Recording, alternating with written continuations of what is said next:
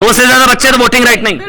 बिल्कुल सही। वैसे ही अभी सुझाव है, अभी कोई फाइनल में हो नहीं रहा, मतलब ये सही है। इस तरह से जनसंख्या बढ़ी हुई है, उसको कंट्रोल करने के लिए रिसोर्सेज कम पड़ जाएंगे अगर जनसंख्या इतनी इससे बढ़ जाएगी तो। लेकिन हमारे मेंटेनेंस, हमारे खर्चे के लिए तो कोर्ट है, लेकिन तलाक के लिए मौलवी है। वाह जी वाह, किस मौलवी ने आपको बहुत अच्छी तलाक बात दिया? है। अरे हाँ भाई वाह, मैडम सुनिए, वाह भाई वाह, ये किसी तो मौलवी बड़ी ने अच्छी आपको बात तलाक है। दिया क्या? मेरे मेंटेनेंस को कौन तय करेगा, लेकिन मेरी बिल्कुल शादी को करेगा। कौन तय करेगा? आपको हैसियत क्योंकि- न तो 2 विवाह करना, न 10 बच्चे पैदा करना, न तलाक करना।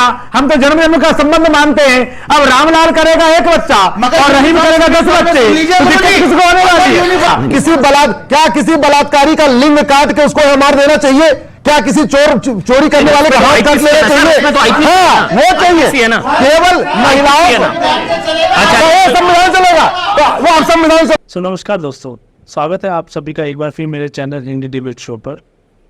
दोस्तों, प्रीव्यू देखकर आपको पता चल गया होगा कि आज की डिबेट यूएससी यानी यूनिवर्सल सिविल कोर्ट यानी एक देश एक कानून पर होने वाली है। दोस्तों, ये डिबेट काफ़ी एजुकेशनल और मज़ेदार होने वाली है और आपसे हम अनुरोध है कि आप वीडियो को अंत तक जरूर देखें। दोस्तों, अगर आप चैनल पर पहली बार आए हो, चैनल को सब्सक्राइब नहीं किया तो चैनल को लाइक और सब्सक्राइब जरूर कीजिए। चलिए मेन वीडियो स्टार्ट करते हैं बिना किसी देरी के।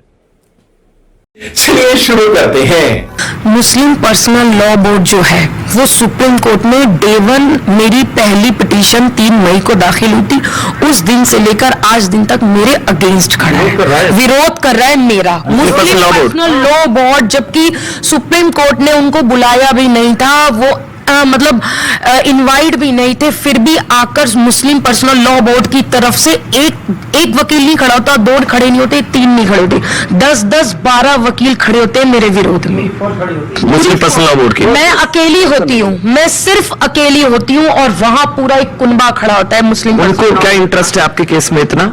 ताकि आप एक एग्जांपल ना, मुस्लिम बेटियां जो अपने हक के लिए जागरूक ना हो जाए। जिस तरीके से तलाके बिद्दत बैन हुआ था, तो कहीं ऐसा ना हो कि तलाके हसन एहसन भी बैन हो जाए और हम लोगों की दुकानें बंद। देखिए, ऐसा है कि शायद बेनजीर मुस्लिम बेटियों के लिए एक नजीर ना बन जाए ना, शायद इसी का सबसे ज्यादा खतरा होगा। रंगरेज भाई एक मिनट रंगरेज भाई, फिर मैं आपका अश्विन जा रहा हूं।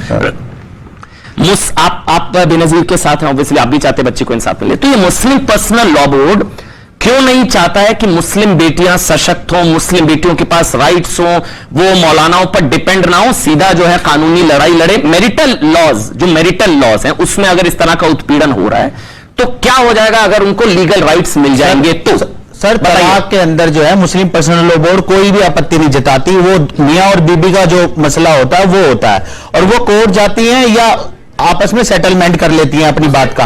दूसरा, ये बार बार कह रही थी कि मेरे शोहर जो है मुझे छोड़ के चले गए। कैसे हो जाता है सर, मैं बताता हूं, मुझे नहीं पता। जब दोनों फैमिली जैसे फॉर एग्जांपल आपने कहा सेटलमेंट आपस में सेटल हो जाता है, सर सुनिए, और नहीं हो रहा होगा तो कोर्ट जाइए आप। तो वो तो कोर्ट में तो मुस्लिम पर्सनल लॉ बोर्ड कानून नहीं है हमारा, कानून नहीं है सर। ट्रिपल तलाक का कानून क्या है सर? क्या है वो कानून? देश में कोर्ट बने तो क्या है, को तलाक देता है इस्लाम कोर्ट की जरूरत ही नहीं है, इसमें रहना पड़ेगा और उसको जो है मुआवजा भी देना पड़ेगा, उसका रख रखाव का भी खर्चा उठाना पड़ेगा। मगर ये जो बार बार कह रही हैं कि मेरे पति जो चले गए मेरे सामने नहीं आए, जब 2 फैमिली एक सवाल मेरे जानना है, मेरी बात सुनिए, जब 2 फैमिली, मैं गलत हूं, हो सकता है मैं गलत हूं, रंगेश जो मुझे समझा रहे मुझे नहीं पता था। अमन जी, क्या ये जो मैरिटल इश्यूज होते हैं, एक मिनट आप ही के पास आ रहा हूं, मैं समझना चाह रहा हूं, सकता है मैं गलत हूं, बेनजीर और अश्वनी जी, ये जो मैरिटल इश्यूज होते हैं उसमें जो सेपरेशन का या जो आपके जो इंटरनल इश्यूज होते हैं, क्या वो मुस्लिम पर्सनल लॉ के हिसाब से सेटल होते हैं या मौजूदा सिस्टम में भी उसको आईपीसी के सेक्शंस उस पे लगते हैं? मैं आपको बता रहा हूं, मुस्लिम पर्सनल लॉ बोर्ड ने क्या पूरे भारत में जगह जगह दारुल कज़ा बना दिया है। दारुल कज़ा का मतलब शरिया कोर्ट। इन्होंने हर थाने के आसपास हर 10 किलोमीटर के बाद एक मौलवी को उसको काजी बना रखा है, दारुल कज़ा बना। प्लीज सुन लीजिए प्लीज, अरे पीआईएल चल रही है यार, सुप्रीम कोर्ट में चल रही, सुन लो ना, सुन लो शांति, सुन लो बात पूछिएगा रंगेश भाई, प्रोपेगेंडा वहां पकड़ा जाता सुन तो है, लो टीवी आपसे पूछती है, फिर आप चलिए ना रंगेश भाई, अब मैं आपके पास आऊंगा तब बोलिएगा ना। आप पूरे दारुल कज़ा बना रखी है। कभी कोई बच्ची तो छोटी सी है, मान लो 10 साल की है, 12 साल की है, 14 साल की है, उसके अगर पिता जाते भी हैं तो क्या कहते हैं, काम करो कहीं बाहर कोर्ट में नहीं जाना, तुम दारुल कज़ा में जाओ। और ये एग्जांपल मैं दे रहा हूं कलबुर्गी की डॉक्टर सईदा अमरीन की, MBBS MS गाइनोलॉजिस्ट, उसके पिता को फोर्स किया कि कोर्ट मत जाओ, तुम दारुल कजा जाओ। ना जाओ से ज्यादा मैं जानना चाह रहा हूं क्या वो नहीं जा सकती? आज की डेट में कहा, अरे भाई डोमेस्टिक वायलेंस एक्ट लगेगा नहीं, बाल विवाह का एक्ट लगेगा नहीं, बलात्कार का कानून लगेगा नहीं, क्योंकि 1937 का शरिया एक्ट कह रहा है कि नहीं नहीं इसको छूट मिली हुई है। वो पर्सनल लॉ बहु विवाह का भाई एक हमारे देश में ट्रिपल तलाक का कानून है, सुन तो लीजिए सर। ट्रिपल तलाक का जब हमारे देश में कानून है उसके तहत ये कार्रवाई करती है उनके खिलाफ। ट्रिपल तलाक ये नहीं कर रही, मगर इन्हें सुर्खियां बटोरनी है किसी तरीके से आकर यहाँ पर एक प्रोपेगेंडा चलाना कि कैसे वहां पे तलाक हो जाता है। ऐसे तलाक कभी नहीं होता। 22 महीने का बच्चा है, बता रहा हूँ अमन जी, मेरी बात सुन लीजिए। ना तो फोन पर मैं चाहूंगा भगवान न करे आपके परिवार के साथ किसी के साथ ऐसा ना हो, और कम से कम फिर कोई अगर ऐसा बोले तो आपको बुरा लगेगा। इसलिए आप अच्छे आदमी हैं रंगरेज भाई, ये सब बोलकर अपना स्तर मत गिराइए। किसी के परिवार के साथ जब ये हो तब आप सामने बोले कि ये एक्टिंग कर रही है और ये सुर्खियां बटोर रही हैं। बिल्कुल 22 महीने का बच्चा 2000 दूध के लिए पेटीएम कर दिए, 15,000 कर दिए और आप हंस रहे हैं। और चलिए कोई और बात पर हंस रहे होंगे, लेकिन आप ये मत कहिए कि सुर्खियां बटोरने के लिए। अब आप अपना पक्ष रख रहे हैं रंगरेज जी। बार बार की बात आ रही सर कि इनको दे दिया उनको। 140 करोड़ इस देश में है, अगर एक आध केस अगर ऐसा आ जाता है तो आप सारे मुसलमानों को एक आध केस आ जाता है सर ऐसा सुन तो नहीं अमन जी, क्यों फिर हिंदू बेटियों को मार दिया जाता है? गोद में क्यों मार दिया जाता है हिंदू बेटियों? नहीं होगा ना, वो मार दिया जाता है। तलाक़े हसन का कानून नहीं है। आप सवाल गलत कर रहे हैं अमन जी। सजा है अगर कोई बच्ची को अगर कोई पेट में इस तरह से मार रहा है उसका सजा है। सर सुनिए, तलाक़े हसन की सजा नहीं है। सर सुनिए, हमारे देश में जो है सर संविधान से चलता है, लॉ है हमारे यहाँ पर। इनके खिलाफ अगर इनके साथ कोई गलत हुआ है तो ये कोर्ट जा सकती हैं और इन्हें जो है ना सर इनकी जो है पर मंथ जो भी इनका खर्चा होगा वो सब मिलेगा, और जो मेहर की रकम निकाह में मिला हुआ कौन सर रुकिए मैं बता रहा हूँ सर, कौन तय करेगा? सर कोर्ट तय करती है ना। अच्छा अरे सर कोर्ट तय करती है। हमारे मेंटेनेंस हमारे खर्चे के लिए तो कोर्ट है, लेकिन तलाक के लिए मौलवी है। वाह जी वाह, किस मौलवी ने आपको तलाक दिया? अरे मैडम सुनिए, किसी मौलवी ने आपको तलाक दिया क्या? मेरे मेंटेनेंस को कौन तय करेगा, लेकिन मेरी शादी को कौन तय करेगा? टूटी है या नहीं, वो टूटी है या नहीं, कौन तय करेगा? आपको यूसीसी नहीं चाहिए? नहीं चाहिए हमें। आईपीसी क्यों चाहिए? आईपीसी अरे हमारे देश का संविधान है सर। फिर आप उसी शरिया के हिसाब से सजा लो। आ ही नहीं सकता सर। मैं वही कह रहा हूं सर, आप स्थिति बन जाएगी सर। आदिवासी से ये कुछ लोग हिंदू धर्म के ठेकेदार बने इनके कहने से लड़िए नहीं ना आपस में। ये भारत देश के नागरिकों के खिलाफ है यूसीसी सर। अच्छा, धार्मिक आजादी को रोकता है सर ये। देखिए अच्छा कैसे रोकता है? अभी तो आया ही नहीं है इस्लाम। एक मिनट सर, अभी तो आया ही नहीं है सर। जो एग्जाम्पल है अभी तो आया ही नहीं है। वहां पर क्या हो रहा है हमें सब एग्जाम्पल देख लीजिए। अगर लड़का नहीं हो, प्रधानमंत्री ने भी कहा कि भड़काने वाली दुकानें खुल जाएंगी। भाईजान क्यों बन रहे हैं? चलिए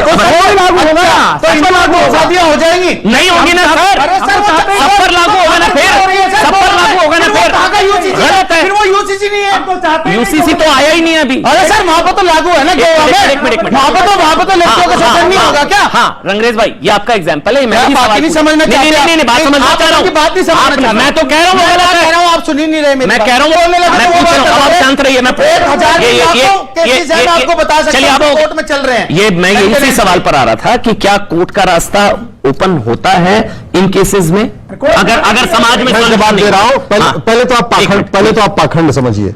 भारत में 20 करोड़ मुस्लिम बहन बेटियों का खाता है, सेविंग बैंक अकाउंट है, जनधन अकाउंट है, किसान सम्मान निधि भी आ रही है, प्रदेश सरकारों की भी योजनाएं आ रही है। मुफ्तखोरी तो हराम है।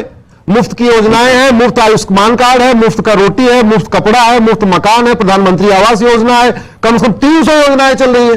मुफ्त में दवा लेना हराम है। ज्यादातर योजनाओं के बेनिफिशियरीज मुस्लिम हैं। 35%, 35%, 30%। मुफ्त में दवा लेना हराम है। प्रधानमंत्री आवास योजना, जनधन, एक बार मुफ्त में दवा लेना हराम है। आयुष्मान कार्ड सबसे ज्यादा बना हुआ है।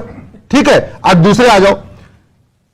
क्या श्रद्धा को जिसने मारा, इस्लाम क्या कहता है कि जैसे अपराध हो उसी तरीके से हत्या, वैसे सजा मिलनी चाहिए। अगर क्या यहां बिजली चोरी करने वाले को करंट देकर मार सकते हैं? क्या श्रद्धा के हत्यारों को? आईपीसी है ना फिर? नहीं, वहां आईपीसी चाहिए। अफजल गुरु को फांसी दी गई, उसमें कह रहे हैं गलत फांसी दी गई। अब जबकि अगर उसने वही अपराध उसने अगर अरब में किया होता तो उसके शरीर में बम बांध के बम फोड़ देते। ये अपराध होता है। मतलब वो जैसे कहते हैं ना कि वो क्या मैं पूछ रहा हूं, किसी बलात्कारी का लिंग काट के उसको मार देना चाहिए? क्या किसी चोरी करने वाले का हाथ काट लेना चाहिए? हाँ, वो चाहिए ना, केवल महिलाओं। अच्छा, वो संविधान चलेगा, तो वो अब संविधान चलेगा, अब संविधान चलेगा, अब संविधान चलेगा। Article 44, article 44। एक मिनट रंगरेज भाई, कानूनी खत्म, रंगरेज भाई, देश का संविधान खत्म हो संविधान रंगरेज भाई, रंगरेज भाई, संविधान संविधान आर्टिकल 44 बिल्कुल। तो आर्टिकल 44 लाइए ना, लाइए आप अभी कह रहे हैं, आप कह रहे हैं लाइए ना, सब लाइए ना, वही नहीं सर, वही 2018 की रिपोर्ट है कमीशन की। हम बिना चीखे भी बात कर सकते हैं आराम से कभी नहीं आ सकता। मैं आ रहा हूं आइए देखिए, एक चीज है, अभी जब अश्विनी उपाध्याय ने बोला यूसीसी चाहिए आईपीसी नहीं चाहिए, मतलब आईपीसी मतलब आईपी से चाहिए यूसीसी नहीं चाहिए, तो भाई साहब ने बोला सम कॉन्स्टिट्यूशन से चलेगा देश, कॉन्स्टिट्यूशन, तो कॉन्स्टिट्यूशन के आर्टिकल 44 में ही जिक्र है, 48 लाना कई सारे लाना होगा ना, तो आप स्वागत है। हाँ स्वागत है, करें लाइए, जाते जाते स्वागत हो गया, यही बहुत बड़ी चीज। हिंदू को न तो 2 विवाह करना, न 10 बच्चे पैदा करना, न तलाक करना, हम तो जन्म जन्म का संबंध मानते हैं। अब रामलाल करेगा 1 बच्चा और रहीम करेगा 10 बच्चे, तो दिक्कत किसको होने वाली है?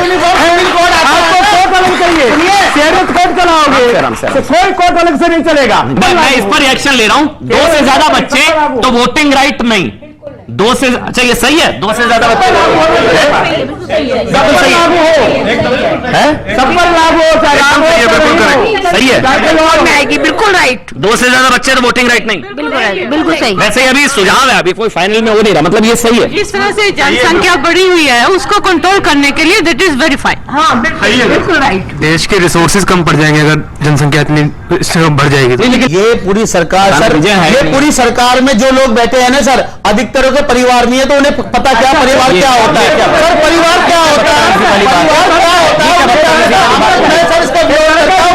ये बिल्कुल गलत है, लागू ही नहीं होगा। 2 बच्चे क्यों नहीं होते? चैलेंज करके नहीं, एक मिनट, लागू होगा, मानना पड़ेगा, लागू ही नहीं होगा भैया मानना पड़ेगा। अच्छा, ये देश के 2 से ज्यादा बच्चे वोटिंग राइट नहीं, सही है गलत? गलत है सर, बिल्कुल सही है, क्यों गलत है? सही है, क्यों गलत है? क्योंकि बच्चे पैदा करना इसलिए, करना इसलिए। जनसंख्या नियंत्रण होना चाहिए नहीं होना चाहिए? क्या जनसंख्या नियंत्रण हाँ होनी चाहिए। कैसे?